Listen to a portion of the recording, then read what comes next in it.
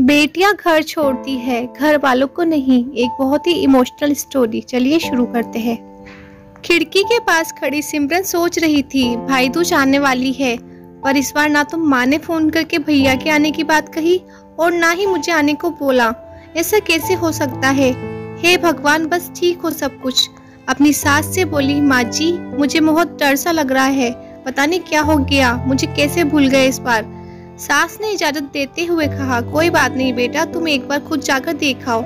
सास की आज्ञा मिलने भर की देर थी कि सिमरन अपने पति के साथ मायके आ पहुंची, परंतु इस बार घर के अंदर कदम रखते ही उसे सब कुछ बदला सा महसूस हुआ। पहले जहां उसे देखते ही माँ पिताजी के चेहरे खुशी से खिल उठते थे, इस बार उन पर परेशानी सी झलक साफ दिखाई दे रही थी। पहले भाभी उसे देखते ही दौड़ी चली आती थी और प्यार से गले लगा लेती थी, पर इस बार दूर से ही एक हल्की सी मुस्कान दे डाली।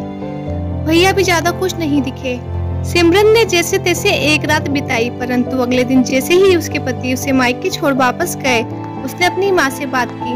तब उन्होंने बताया, इस बार कोरोना के चलते भैया का काम बिल्कुल बंद हो गया, ऊपर से और समस्याएं, बस इसी वजह से तेरे भैया को तेरे घर भी ना भेज सकी। सिमरन बोली, कोई बात नहीं माँ, ये मुश्किल दिन भी जल्दी निकल जाएंगे, आप चिंता मत करो। शाम को भैया भाभी आपस में बात कर रहे थे, जो सिमरन ने सुन ली। भैया बोल रहे थे, पहले ही घर चलाना इतना मुश्किल हो रहा था, ऊपर से बेटे की कॉलेज की फीस, परसों भाई दूज है, सिमरन को भी कुछ देना पड़ेगा।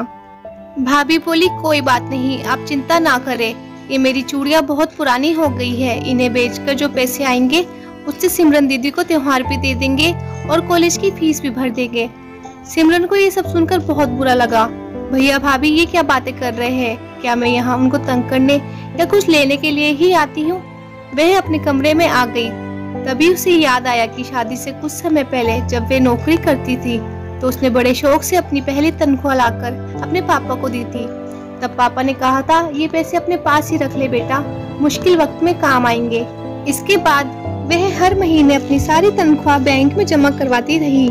शादी के बाद जब भी मायके आई तो माँ ने उसे पैसे निकलवाने को कहा, पर सिमरन हर बार कह देती कि मुझे अभी जरूरत नहीं, पर आज उन पैसों की उसके परिवार को जरूरत है। वह अगले ही दिन सुबह भतीजे को साथ लेकर बैंक गई और सारे पैसे निकलवा कर पहले भतीजे की कॉलेज की फीस जमा की और फिर घर का जरूरी सामान खरीद कर घर वापस आ गई।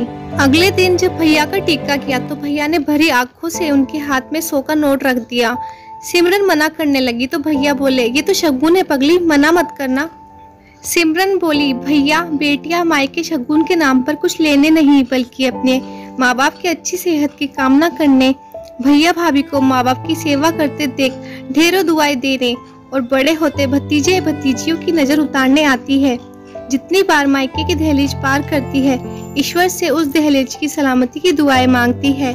जब मुझे देख माँ पापा के चेहरे पर रौनक आ जाती है, भाभी तोड़कर गले लगाती है और आप लाड़ लड़ाते हो, मुझे मेरा शगुन मिल जाता है।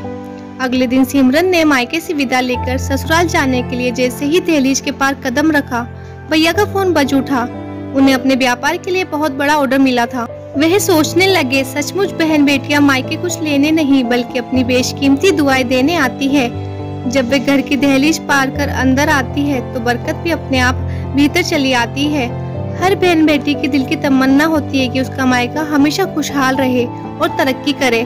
मायके की खुशहाली देख उसके अंदर एक अलग ही ताकत भर जाती है, जिससे उसके अपने जीवन में पेश आने वाली मुश्किलों का वो डटकर सामना कर पाती है। भैया की आंखों से खुशी के आंसू बहने लगे। तो दोस्तों, ये थी हमारी आज की कहानी। आई होप आप लोगों को ये कहानी पसंद आई होगी। बेटियां अपने घर वालों को शादी के बाद भी उतना ही प्यार करती है जितना शादी से पहले करती थी। हमें ये सोच बदलनी होगी। तो इस चैनल को भी सब्सक्राइब करें for more videos. Thanks for watching.